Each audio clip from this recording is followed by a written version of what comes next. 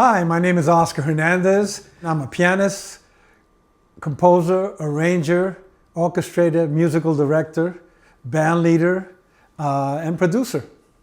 Can you tell us about Spanish Harlem? What is it and where is it?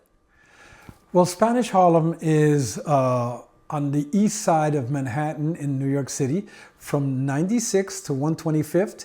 It's, on the east side is Spanish Harlem, and parallel to that is Black Harlem, which is from 96th to 125th on the west side. So Spanish Harlem was responsible for the cultural development of Latinos in the city of New York. A lot of them emigrated to live in Spanish Harlem in the 50s, 60s, and it became this vibrant, amazing place for the development of the culture of Latinos, particularly Puerto Ricans who took a stranglehold of the place and made it their own. There were other groups involved as well. You know, there were some Cubans, there were some Dominicans, but mostly Puerto Rican at that time. And a huge part of what that cultural revolution was the music, because that's how people could relate to each other, and that's how they would, express themselves in terms of whatever social events that were happening, was to be able to play and listen to and dance to music. And it became an important place in terms of the cultural development of the artistic aspect of music. What does Spanish Harlem mean to you? Spanish Harlem is an important place for me because as a youngster, I'm born and raised in New York. My parents are from Puerto Rico.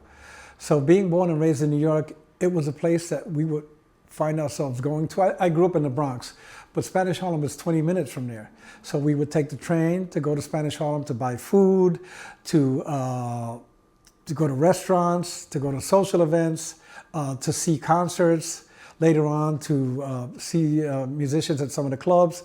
For me as a young musician, to get to perform in Spanish Harlem. So it was an important place, and it means a lot to me to this day. I'm very fortunate that I had the experience of what that was as an early musician in the 70s for me. How has music and the music of Spanish Harlem informed your practice? When I was a young musician, getting to play with all the brilliant musicians that I got to play with. And I have to say, I should preface that by saying that as a teenager into my 20s, the education that I got in the city of New York, playing with the musicians I got to play with, who were all, some amazing musicians, a lot older than me, you couldn't pay for at the best university. So it was a place important for me to learn the music, to to see the culture developing and expressing itself. So it means Spanish Harlem means a lot to me. I would find myself there a lot during the course of my years, early years especially, and later on. And to this day, when I go back to New York, there are events always happening there at some time, and I find myself going back. In the entirety of your career, do you have a most memorable performance? I got to play with Machito. I got to play with Tito Puente. I got to play with Celia Cruz. I got to play with Ray Barretto. These are icons in this business, and I feel, man, I pinch myself because I learned so much, playing with those musicians who were my heroes as a young musician. And the fact that I got to play with them later on, it's to this day, it makes me the musician that I am. And I'm very proud of having had that influence and understanding the music and bringing it forth to the world with my own band, which is Spanish Harlem Orchestra. Now 3 Grammys won with the band and 6 nominations. I feel like I'm, holding that torch high in terms of representing the best of my culture through what I do. And it's really, it gives me an important reason to do it that goes even beyond the music, which is amazing because the music is amazing. It really is for me, and when you have something that even means more than the music, educating people, bringing it out to the world, letting people from other cultures and the feedback that I get from audiences, from other places, we played in Russia, we played in Australia, we played in Africa, we played in every country in Europe, from Norway to Sweden to France to Italy to Spain. So it's amazing the power of music and the power of our music with Spanish Harlem Orchestra and representing, that incredible place. When you gave us your write-up of your suggested rep, you said it would be blasphemous not to include Machito. Could you tell us about, or to the audience, could you tell the audience about Machito and his importance and his legacy for this genre?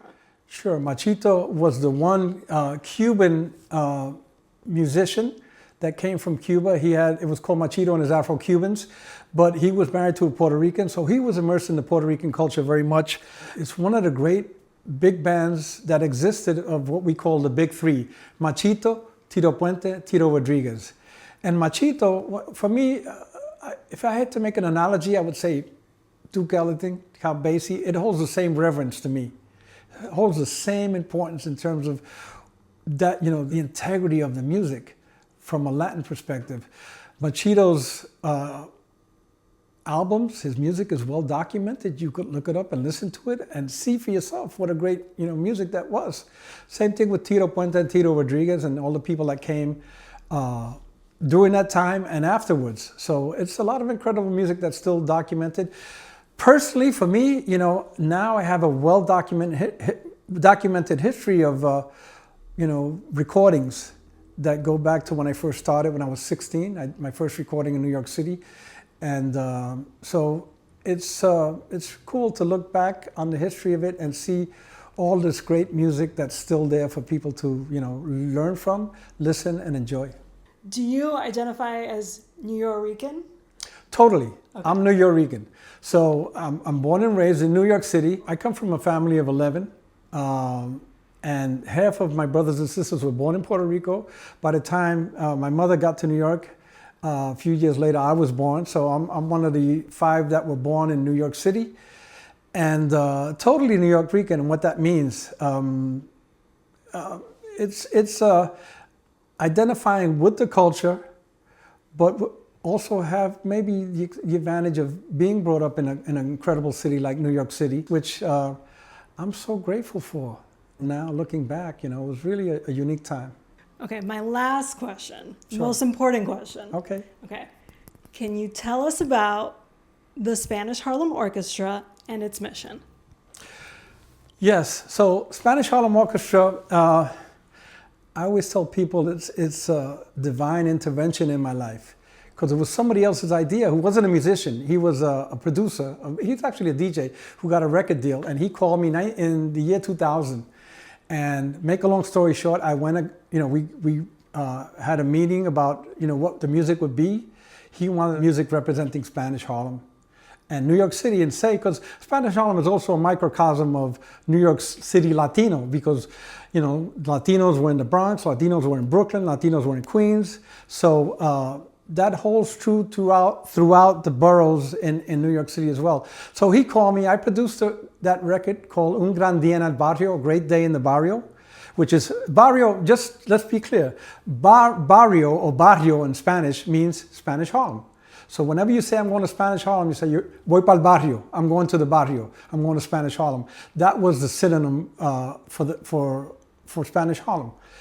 And Spanish Harlem Orchestra, since its first recording, we got nominated for a Grammy. The second, we won our first Grammy. The second, it means a lot to represent that culture, to represent all those musicians who are no longer here, and who created so much incredible music. I already mentioned, Machito, Tito Puente, Tito Rodriguez, Celia Cruz, Ray Barretto, Eddie Palmieri. I could go Willie Colon, Hector Lavoe. I could go on and on and on, because at that time in the 70s, just like Motown had its incredible history, well, Latinos had the incredible history with Fania Records, who had a bunch of subsidiaries, and they were producing probably, I would say easily 75 to 100 records a year. So it was prolific in terms of the amount of music that was generated in New York City during that time. So for me, Spanish Harlem Orchestra is keeping that music alive and well and on the pedestal it merits to be on with regard to the history and the legacy of what this music is. I'm clear on my mission, because people who hear it, and I always tell people, if you're not sure, go listen to the records. And if you're not sure, come see us live. And you'll come away with a clear picture of how powerful the music is, because that's the feedback I get every time we perform. And now you can go on YouTube and see some of the performances itself. So Spanish Harlem Orchestra is my baby. It's given me a mission beyond just representing beyond just earning a living. I'm saying representing the music and the culture and the legacy.